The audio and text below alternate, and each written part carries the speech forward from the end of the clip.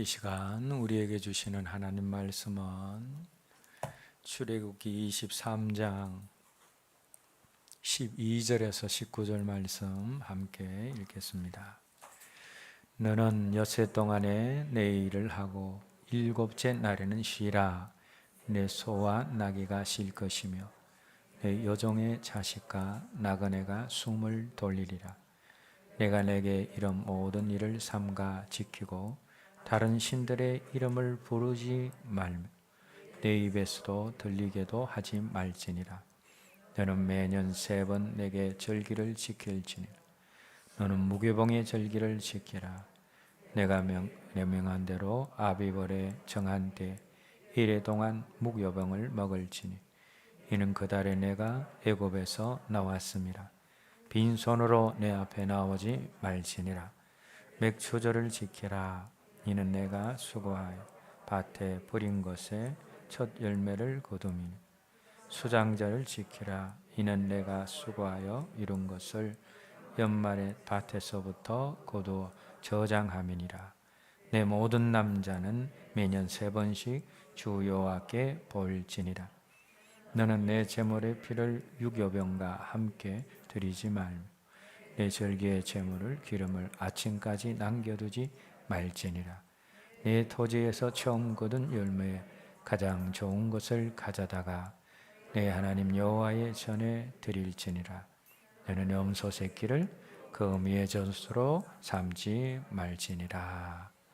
아멘. 오늘 함께 읽은 말씀 속에 이스라엘 백성들이 지켜야 되는 안식일에 대한 말씀도 나오고 또 절기에 대한 말씀도 나오고 뿐만 아니라 또 간략하게 제사에 관한 그런 말씀도 나옵니다. 그런데 이스라엘 백성들이 지켜야 하는 안식일, 또 그리고 절기, 그리고 제사까지 다 무엇과 연결되어져 있는가 하면 감사와 연결되어져 있다라는 겁니다. 먼저 이스라엘 모든 절기의 기본이고 핵심이 되어지는 안식일 절기가 나오는데 이스라엘 백성들에게 하나님께서 안식일을 허락을 하시면서 하나님께서 감사하게끔 하신 그런 부분들이 있습니다.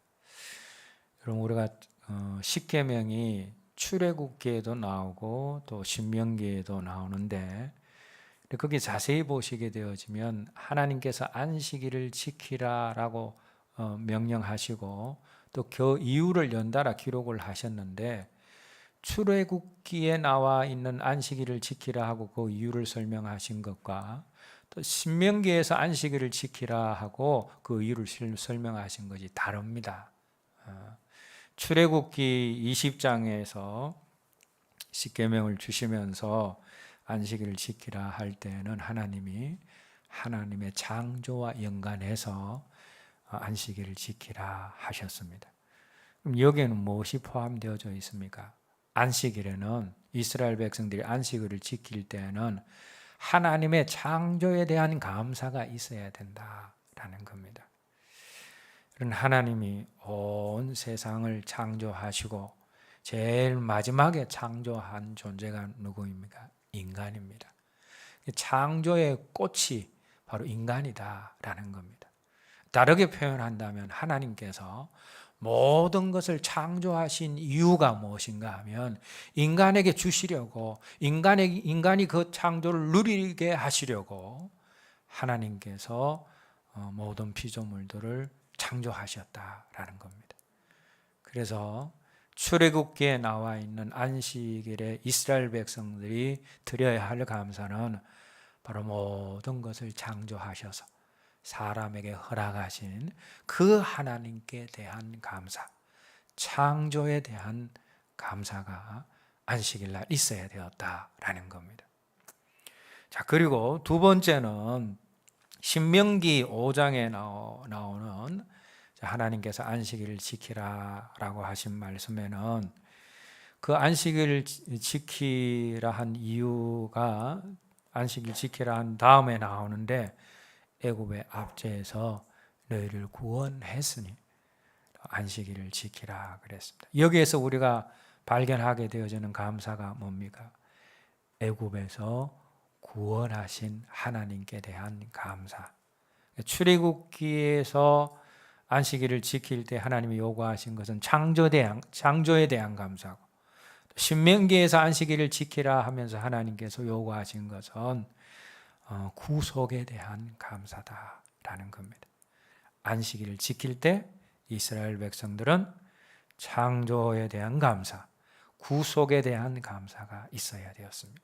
뿐만 아니라 안식일을 지킬 때에 하나님이 이스라엘 백성들이 또한 가져야 될 감사가 있으셨다라고 생각을 하셨는데, 그것을 무엇을 통해서 표현하셨는가 하면 엿새 동안은 힘써 일하고 일곱째 날에는 쉬어라, 그렇게 명령을 하셨습니다.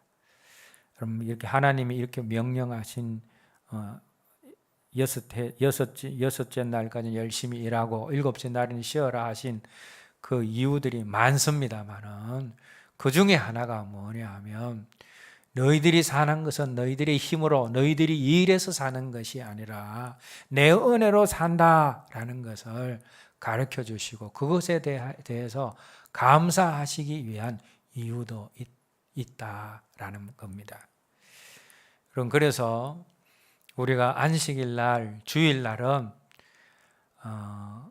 창조와 또 하나님의 구속과 더불어서 우리가 하나님의 은혜로 산다, 은혜로 살고 있다라는 그 감사가 우리에게 있어야 된다라는 겁니다. 이스라엘 백성들이 광야에서 하나님이 만나를 주실 때 일곱째 날은 거두지 않았습니다. 그럼에도 불구하고 하나님의 은혜로 일곱째 날에도 그들이 먹고 살 수가 있었다라는 거죠. 안식일은 하나님의 은혜로 산다라는 것을 체험하는 날이었다라는 겁니다. 그래서 이 하나님이 지키라 하신 이 안식일, 이스라엘 백성들 모든 절기의 기초가 되고 근원이 되어지는 이 안식일이 무엇과 연관이 되어져 있느냐? 감사와 연관이 되어져 있다라는 겁니다. 그런데 이런 안식일에, 이스라엘 백성들의 안식일에 대하여 하나님 앞에 드리는 감사보다 오늘날 우리들이 주일에 하나님 앞에 감사하는 그 감사가 더 커야 합니다.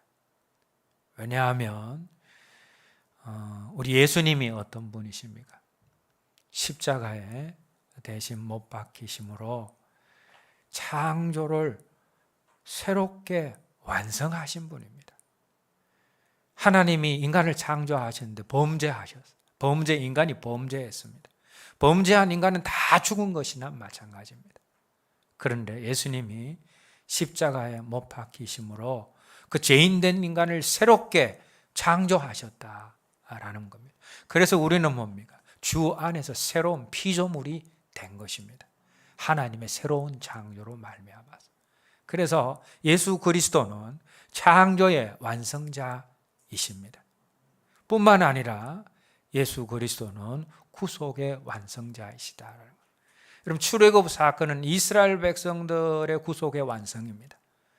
그런데 예수님의 십자가 사건은 온 인류의 구속을 완성하신 사건이다라는 겁니다. 예수 그리스도는 창조의 완성자이시고 구속의 완성자이시다. 주일은 어떤 날입니까? 그 주님이 부활하신 날을 기념하여 예배하는 날이다라는 겁니다. 십자가의 은혜를 우리가 깊이 생각하고 또 구속과 창조의 주님의 어떤 완전한 창조, 완전한 구속을 정말 감사하면서 예배를 드려야 할 날이 주일날이다라는 겁니다. 그래서 밖에서, 예배당 밖에서는 어떤 일이 있었는지 몰라도 예배당 문을 열고 우리가 예배하는 그 순간에는 오직 우리에게 있어야 되는 것이 뭐냐? 그게 기쁨과 감사가 있어야 된다라는 겁니다. 시편 118편 24절 말씀 함께 읽겠습니다. 시편 118편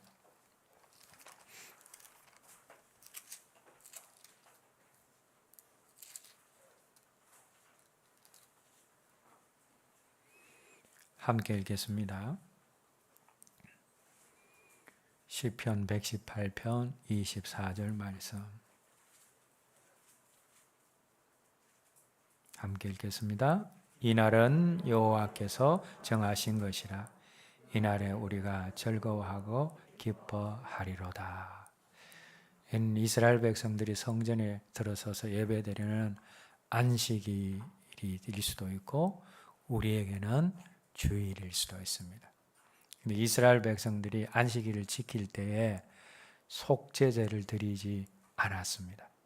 그럼 자기의 죄를 고백하고 용서받기 위해서 짐승의 피가 튀는 그런 제사를 드리는 그 모습들을 볼 때에는 인간이 즐겁지 않습니다. 기쁘지 않습니다. 물론 죄 용서받는 기쁨은 있지만 어둡고 암울한 시간이 뭡니까? 짐승을 잡아 자기 죄를 증가시켜서 그 속죄제를 드리는 제사를 드리는 그 시간이다라는 거. 근데 안식일은 그 속죄제를 드리지 마라 하신 겁니다. 뿐만 아니라 안식일에 하나님 앞에 기도를 드릴 수가 있는데 그 안식일에 드리는 기도에는 탄원 기도가 있어서는 안 된다 하면서 탄원 기도를 제한시켰습니다. 이 탄원하고 탄식하는 그런 기도는 뭡니까? 자기 힘듦을 토로하는 그런 부분들 아닙니까? 안식일에는 속죄제도 드리지 말고 탄원 기도도 드리지 말고 그날은 오로지 창조주 하나님, 구속주 하나님, 은혜로 우리를 날마다 살리시는 하나님, 그 하나님만 기뻐하고 즐거워하고 그 하나님께 오직 감사만 드려야 된다. 이날에 여호와께서 정하신 것이요 이날에 우리가 즐거워하고 기뻐하리로다. 이스라엘 백성들에게 아마 우리가 부르는 가스펠송이 있었다면 이 말씀을 기억을 하면서 이 찬양을 불렀을 것 같은데 우리 다 같이 한번 찬송 한번 불러보십시다. 옛날에 여러분들이 신앙생활 하신 분들은 불렀던 적이 있는 그런 찬양인데 이날은 조금 빠르게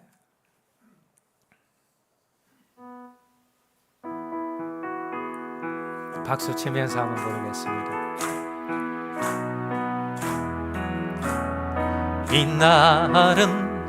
이날은 주의 지으신 주의 날일세 기뻐하며 즐거워하세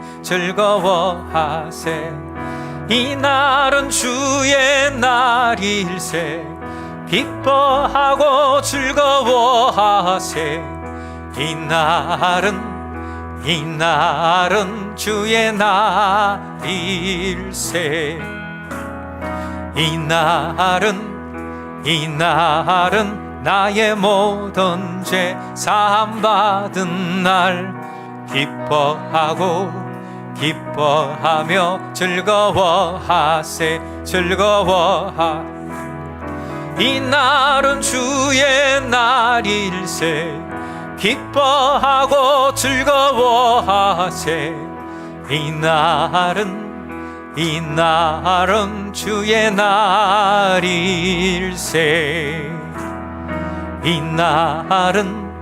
이날은 우리 주님이 부활하신 날 기뻐하며 즐거워하세 이날은 주의 날일세 기뻐하고 즐거워하세 이날은 주의 날일세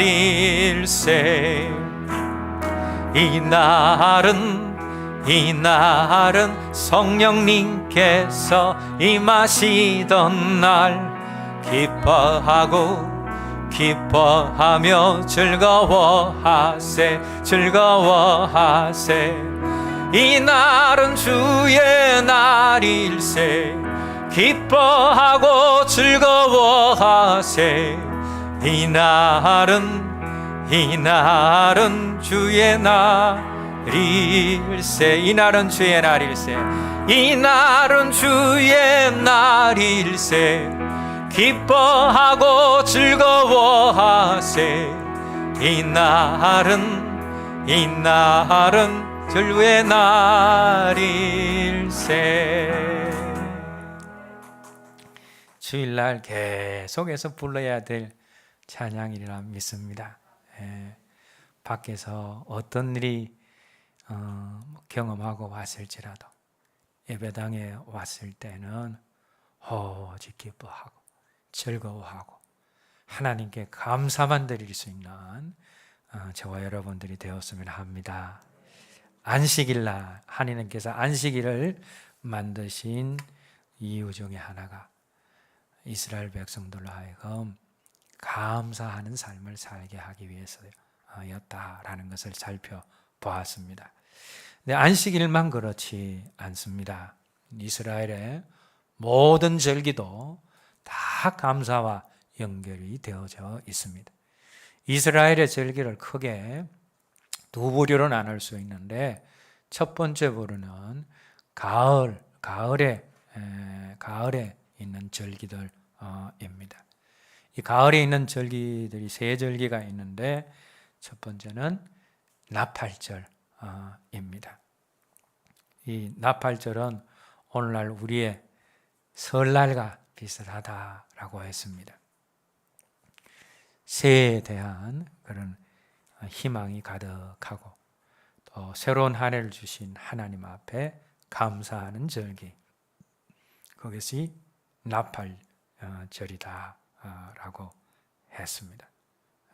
그래서 이 나팔절은 새해를 주신 하나님께 감사하는 절기입니다. 그런데 가을 절기라 해놔놓고 이제 새해라는 그 새해에 해당하는 그런 절기가 나오니까 의아해하시는 분들이 있어서 오전에 제가 설명을 드렸습니다. 이스라엘의 그 새해는 가을에 있게 되어집니다. 그래서 가을에 이 나팔절이 있게 되어진 겁니다. 두 번째 가을 절기 중에는 대속죄일이 있습니다. 이 대속죄일 절기는 금식하고 회개하는 그런 절기인데 이제 여러분들이 잘 아시는 대로 제사장들이 성소에는 계속해서 들어갈 수 있지만 지성소에는 제사장들도 못 들어갑니다. 지성소에는 오직 대제사장만 1년에 한 번 이 대속죄일에 들어갈 수가 있습니다. 그래서 이 대제사장이 대속죄일에 지성소에 들어가서 짐승에 잡은 피를 속죄소 위에 붓고 온 이스라엘 백성들의 죄를 용서해 달라라고 그렇게 지성소에 들어가는 절기, 그게 대속죄일입니다. 그러면 이때에는 이스라엘 백성들 마음속에 어떤 감사가 있겠습니까? 죄를 용서해 주시는 하나님께 대한 감사가 있게 되어집니다. 그래서 나팔절에는 세례에 대한 감사이지만 또 대속죄일은 죄를 용서해 주시는 하나님께 대한 감사가 있었다라는 겁니다. 자, 그리고 가을에 있는 또 하나의 절기가 장막절입니다. 이 장막절은 성경에 또 초막절이라고 표현하기도 합니다. 그럼 장막이나 초막이나 같습니다. 그래서 초막절이라고 표현하기도 하고 또 수장절이라고 표현하기도 합니다. 이 가을에 이제 오곡백과와 모든 열매들이 있고 또 곡식들이 익어서 추수를 하게 되어지잖아요. 그것에 대한 감사 절기가 바로 장막절입니다. 그리고 이 가을 추수는 봄 추수와 다르게 다른 열매들도 많이 있으니까 이걸 이제 창고에 수장을 해야 되잖아요. 그래서 수장절이라기도 합니다. 그래서 이 장막절은 뭡니까? 추수, 가을 추수와 가을 수확을 주신 하나님 앞에 감사를 드리는 절기입니다. 그리고 이 장막절 절기 때가 이제 우기가 시작이 되어집니다. 비가 와야지 뭐 씨앗을 뿌려도 그것이 뭐 씨앗이 싹이 올라오고 자라지 않겠습니까? 그래서 이스라엘 백성들이 하나님이 이 장막절 절기 가운데 그 근처에 뿌려주시는 그 비를 맞으면서 곡식과 씨앗을 뿌릴 수 있게 하신 하나님께 또한 드리는 감사도 이 장막절 감사에 포함이 되어져 있는 겁니다. 이때 이스라엘 백성들은 이제 텐트 치고 집 안에서 텐트를 치고 옛날 또 이스라엘 백성들이 광야를 지날 때 장막에서 살았던 것들을 회상을 하면서 텐트를 치고 야영을 하기도 하면서 그 가운데 아이들의 신앙을 세우고 또 아이들에게 하나님 베풀어 주신 은혜에 대한 감사를 가르치는 절기가 바로 장막절이었다라는 겁니다. 이스라엘의 가을 절기, 나팔절, 대속제일, 장막절 살펴보았고, 봄 절기가 또 세 가지가 있는데 첫 번째 봄 절기는 유월절 절기입니다. 유월절하고 무교절하고는 붙어 있습니다. 유월절이 끝난 그 다음 날부터 이제 무교절이 이제 시작이 되어서 보통 사람들이 이렇게 유월절을 또 무교절이라 속에 넣어서 통칭해서 또 생각하는 분들도 있고, 또 무교절 하면 또 유월절을 연관시켜서 유월절이라고 생각하시는 그런 분들도 있습니다. 그러나 유월절은 딱 하루의 가정 단위로 지내는 그런 절기입니다. 그래서 성경에서 유월절을 설명할 때도 그 날짜를 정해주고 아주 간단하게 유월절을 지켜라 라고 끝을 냅니다. 유월절의 중요한 특징은 뭐냐 하면 유월절 저녁 만찬이 중요합니다.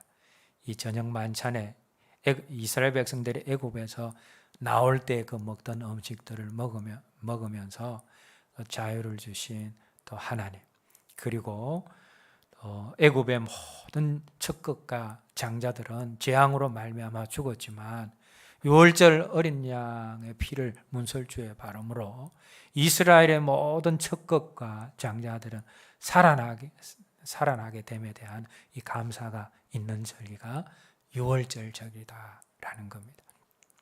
그 유월절이 이제 첫째 달 14일에 있게 되어지면 이제 15일부터는 무교절이 시작이 되어집니다. 애굽의 압제 가운데서 구원하신 하나님의 은혜를 생각을 하면서 온 나라, 이제 유월절은 가정 단위로 드리는 그런 지키는 절기라면 이 무교절은 온 나라 온 백성이 공동체적으로 지키는 그런 공적인 절기가 무교절이 되어집니다. 7일 동안 이 무교병을 먹으면서 누룩 없는 그런 떡과 빵을 먹으면서 무교절을 지내게 되어집니다. 애굽의 압제에서 구원하심에 대한 감사가 무교절에 있었습니다. 그리고 또 한 가지 절기가 오순절, 칠칠절이라기도 하기도 하는데, 성경에 보게 되어지면 초실절이라는 그 절기가 있음을 보는데, 이 초실절도 사실은 칠칠절 오순절과 연관되어져 있는 그런 절기입니다. 초실절, 이 오순절은 이제 봄에 밀을 수확할 때, 보리를 수확할 때 드리는 추수감사다라고 했는데, 초실절이 뭐냐 하면 보리를 첫 수확할 때 그때를 초실절기라고 이야기를 합니다.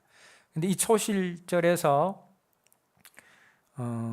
7일이 7번 지나면 77이 49, 그 다음 날이 이제 50일째 되는 날이잖아요.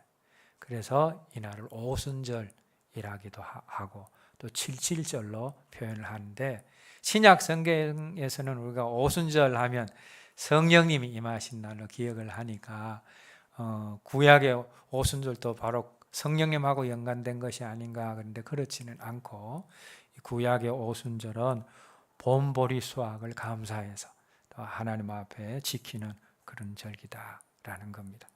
오순절은 봄에 지키는 추수감사절이고, 장막절은 가을에 지키는 추수감사절이었다라는 겁니다.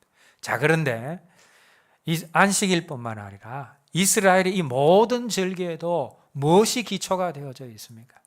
감사가 기초가 되어져 있다. 감사가 빠지면 제사가 하나님 앞에 드리는 절기가 의미가 없어집니다. 그래서 절기의 근간에 깔려져 있는 것이 하나님께 대한 감사였다라는 겁니다. 자, 그 다음에 제사도 마찬가지입니다. 제사도 하나님 앞에 이스라엘 백성들이 드리는 이 제사도 감사와 모두 다 연결되어져 있습니다. 이스라엘에 5대 제사가 있다라고 했습니다. 기억이 나십니까? 오전에 들었었는데. 자, 첫 번째 번제, 두 번째 소제, 세 번째 화목제, 네 번째 속죄제, 다섯 번째 열심히 말씀 잘 들으셨네요. 자, 번제와 소제와 화목제는 이거는 뭡니까? 내가 하나님 앞에 감사드리고 싶은 마음이 있을 때 짐승을 가지고, 번제는 내가 감사드리고 싶은 마음이 생겼을 때 짐승을 가지고 드리는 그런 제사입니다. 그런데 이거는 뭐 감사드리고 싶은 마음이 있다라는 것은 내가 자원하는 마음이 있다라는 것 아닙니까? 그래서 이 번제는 자원 제사에 속하는 겁니다. 짐승을 태워드리는 제사고, 특히 목축업을 하는 사람들은 자기가 기르는 짐승들 중에서 가장 좋은 것들을 하나님 앞에 드려서 키워주시고 또 짐승들을 번성케 하신 그런 하나님 앞에 감사를 드리게 되어지죠. 근데 이제 번제를 드릴 때에도 하나님이 똑같이 제물을 정하신 것이 아니라 이렇게 부유한 정도에 따라서 제물도 다 다르게 하셨죠. 부유한 사람들은 소를 드릴 수도 있고, 그렇지 않은 경우에는 양과 염소를 드리고, 그렇지 않은 거 이것도 드릴 수가 없으면 비둘기를 드리는 것도 하나님이 또 번제로 그렇게 받으셨다라는 겁니다. 자, 그 다음에 소제도 뭔가 자원제사입니다. 곡식을 태워서 드리는 제사인데, 이제 하나님 앞에 감사드리고 싶을 때 곡식으로 드리는, 자원에서 드리는 감사 제사, 이게 소제다라는 겁니다. 그런데 부유한 사람들은 소제에 무엇을 섞는다 그랬습니까? 곡식에 무엇을 섞는다 했습니까? 향을 얹어서 하나님 앞에 정성껏 드리고, 또 부유치 못해서 향이 비싸니까 드리지 못한 사람들은 그 곡식을 요리를 해서 하나님 앞에 그 정성을 합쳐서 이렇게 드리는 것이 소제다라고 했습니다. 소제에는 곡식을 기르는 사람들이 또 수확해 하심에 대한 그런 어떤 감사도 이렇게 포함이 되어져 있습니다. 그리고 또 하나의 자원제사, 감사제사 중에 하나가 뭐였습니까? 화목제였습니다. 그런데 이 화목제의 특징이 무엇입니까? 번제는 짐승을 다 태워서 하나님 앞에 드리는 건데, 이 화목제는 내장과 기름만 태우고 나머지 고기들은 뭡니까? 그것을 바친 사람들과 가족들, 또 주변의 친지들, 이웃들과 함께 이 고기는 하나님이 다시 돌려주어서 그걸 함께 먹도록 잔치가 이어지는 그런 어떤 제사가 화목제입니다. 그런데 예를 들어서 소 한 마리를 누가 드렸다. 그 자기 가족들만 하루 만에 이 화목제로 드린 제물들은 하루 만에 다 소화를 해야 되었습니다. 소 한 마리는 가족들이 하루 만에 먹기는 힘들잖아요. 그래서 이웃들 다 불러 모아서 하루 만에 그걸 다 이렇게 처리를 하면서 음식을 나누면서 또 하나님이 주신 은혜도 나누면서 그래서 드리는 제사가 여기 나오는 화목제이다 라는 겁니다. 그런데 화목제를 하나님이 왜 드리라 하셨느냐? 물론은 자원하는 제물을 하나님이 기뻐 받으시는 그런 부분들도 있지만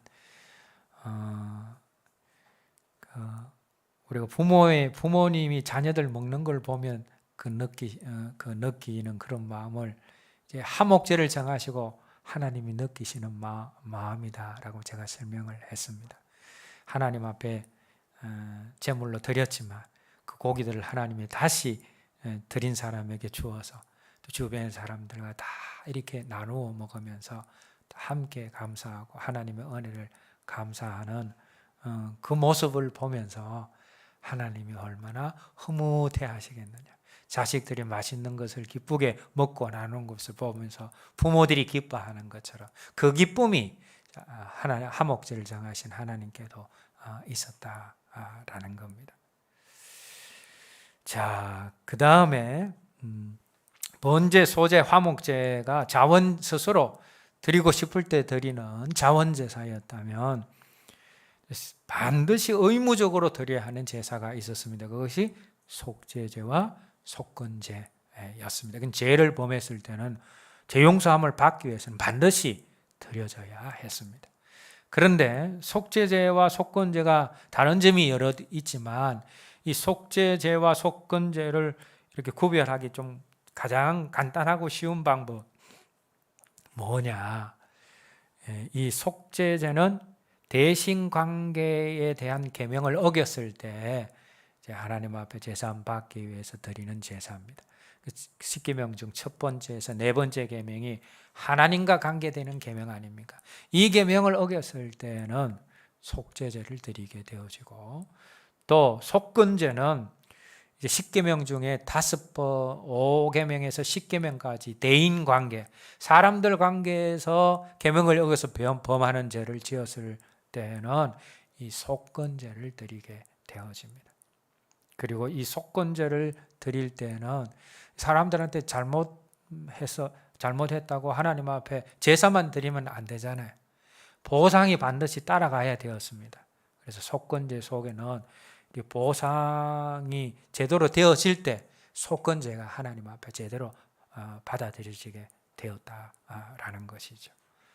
그래서 이스라엘의 5대 제사, 번제, 소제, 화목제, 속죄제, 속건제, 이 속죄제, 속건제를 이렇게 드리면서 한 죄용서를 해주시는 하나님께 대한 감사가 있어야 된다라고 했는데 제가 오전에 하나님이 사람의 죄를 이렇게 용서해 주실 때에 그게 사실 하나님 입장에서 쉬운 것이 아니었다라는 말씀을 드렸습니다. 왜냐하면 심은 대로 거두게 하시는 것이 하나님의 공인데 하나님이 그 죄를 용서해 줘버리면 심은 대로 거두게 하시는 하나님의 공의를 하나님이 스스로 깨뜨리시는 것이 되는 겁니다. 공의의 하나님이 공의를 무너뜨릴 때 그 괴로움, 힘듦, 그게 하나님께는 짐이 될 수 있다라는 겁니다. 그리고 또 한 가지는 이 죄를 용서 이렇게 하실 때에 큰 죄를 지은 사람들 있잖아요. 다른 사람의 생명을 죽였거나 또 치유될 수 없는 그런 상처를 준 죄를 이렇게 지었을 때 하나님이 피해 호소를 하면 들어주시겠다라고 약속을 하셨습니다. 근데 하나님은 신실하신 분이시잖아요. 약속하신 것은 반드시 지키시는 분입니다. 근데 용서를 하시게 되어지면 그 피해 호소를 들으시겠다라는 하나님의 그 신실한 약속이 깨어지게 되는 겁니다. 그래서 여러분 우리 입장에서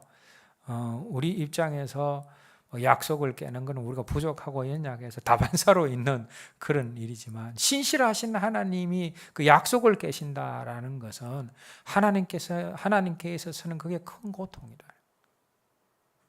공의의 하나님께서 심은 대로 거두지 않게 하시고 용서하시는 것은 그 공의의 하나님의 권위를 땅에 떨어뜨리는 것이 되어진다라는 거예요. 그래서 여러분 하나님이 용서하는 것이 결코 쉬운 것이 아니다. 하나님이 사랑의 하나님이시기 때문에 하나님은 용서를 잘 하신다. 그러나 그 하나님의 용서에는 이런 하나님의 딜레마가 또 용서하시기 위해서 하나님이 지셔야 하는 짐이 있으셨다라는 겁니다. 그런데 이 딜레마를 하나님이 지혜로 다 푸셨지요. 예수님의 십자가, 그게 하나님의 지혜라고 성경이 말씀하고 있지 않습니까? 그래서 하나님의 공의도 살리고 그러면서도 죄인도 용서하시는 십자가로 그걸 해결하셨다라는 겁니다. 그러나 그럼에도 불구하고 죄 용서하시기 위해서 예수님이 지신 그 십자가를 생각을 할 때에 우리는 이 자백해서 죄 용서를 받는 그 시간에 먼저 있어야 되는 것이 뭐냐 하면 내 죄를 용서하시기 위해서 십자가에서 고난당하신 그 주님께 대한 정말 죄송한 마음과 정말 감사한 마음이 있어야 된다라는 겁니다.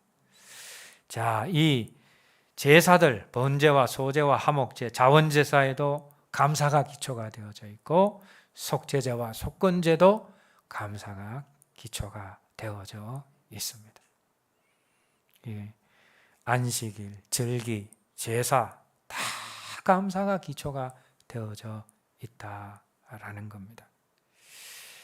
자, 그러면 여러분 이스라엘 입장에서 한번 1년을 여러분들이 쭉 이제 살아간다. 이스라엘 백성들이 입장에서 1년을 이제 살아갑니다. 1년을 살아가는데 7일마다 안식일이 있으니까 이제 이스라엘의 1년 그 하나님과 연관되어지는 스케줄을 쭉 이렇게 만든다면 이런 모습, 이런 것이 아니겠습니까? 안식일, 그죠? 그다음에 절기, 또 안식일, 절기, 또 중간에 뭡니까?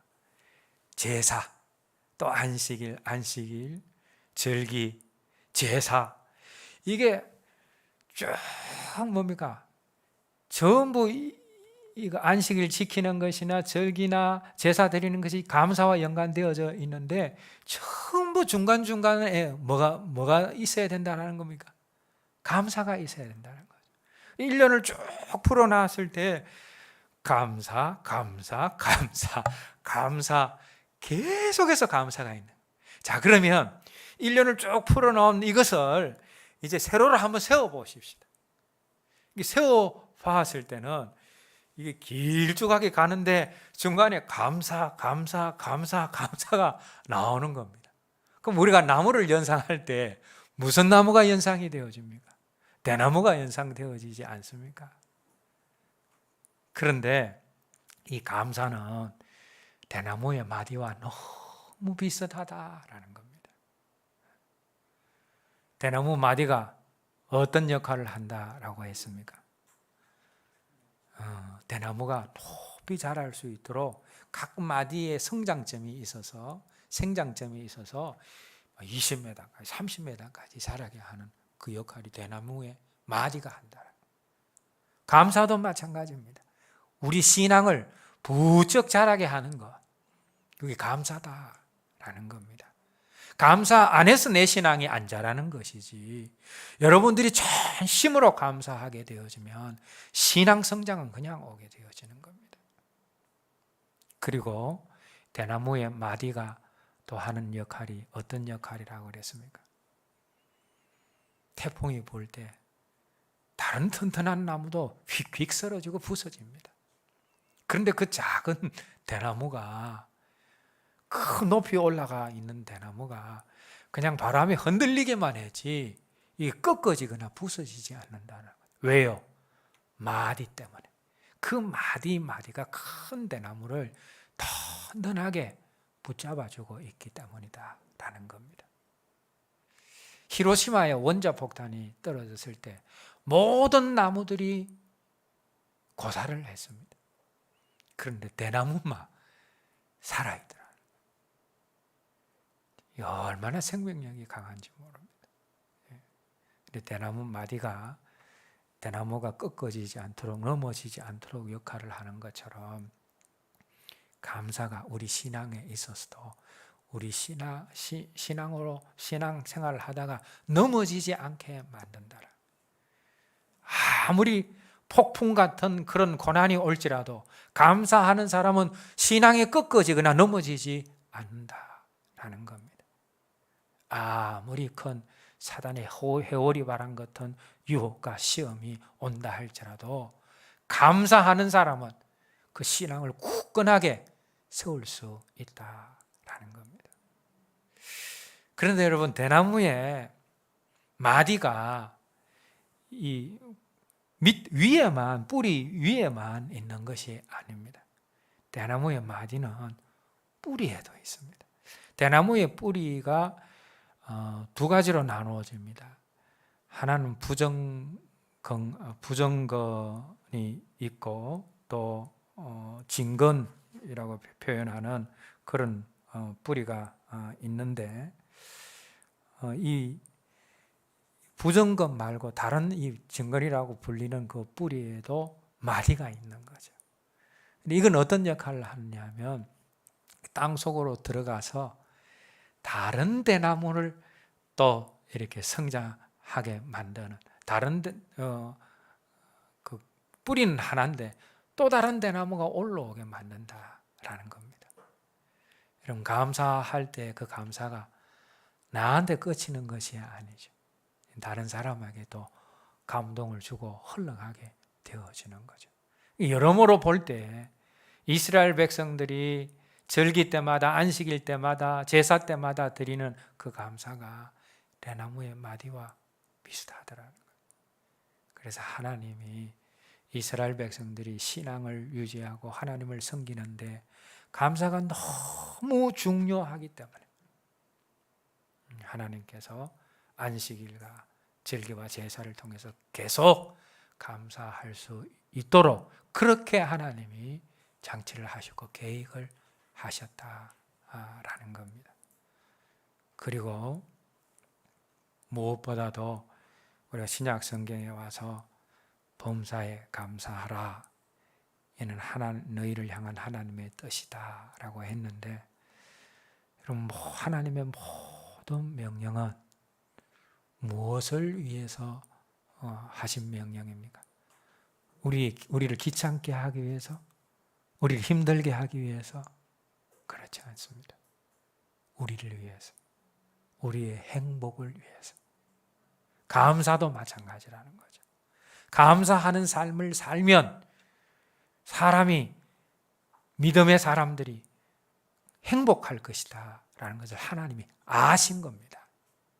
그래서 이스라엘 백성들에게 너희가 행복한 삶을 살기를 원한다. 그러니 감사해라 하시면서 안식일에 또 제사와 절기의 그 근본 정신에 다 감사를 심어 놓으셨다라는 겁니다. 오늘 저와 여러분들이 추수감사절을 이렇게 보내고 있는데 우리의 감사 한번 다시 오늘 말씀을 통해서 점검을 했으면 합니다. 감사를 잃어버리고 있다면 다시 회복하시고, 놓치고 있다면 다시 붙잡고, 감사가 더 얕아졌다면, 더 작아졌다면 더 깊게, 더 크게 감사함을 통하여서 감사를 통해서 주시는 그 유익, 영적인 성장과 믿음의 든든함, 또 삶의 행복을 저와 여러분 모두가 누릴 수 있었으면 합니다. 기도하겠습니다. 하나님 아버지, 하나님께서 이스라엘 백성들의 영적인 성장과 또 믿음의 든든함과 행복한 삶을 위해서 안식일과 절기와 제사 그 모든 곳에 감사를 심어 놓았음을 오늘 말씀을 통해서 알게 되어집니다.